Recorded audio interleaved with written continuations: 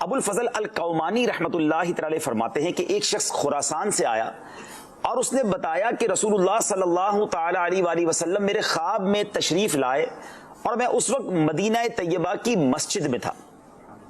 آپ صلی اللہ علیہ وسلم نے ارشاد فرمایا جب تم ہمدان جاؤ تو ابو الفضل کو میری طرف سے سلام پہنچانا۔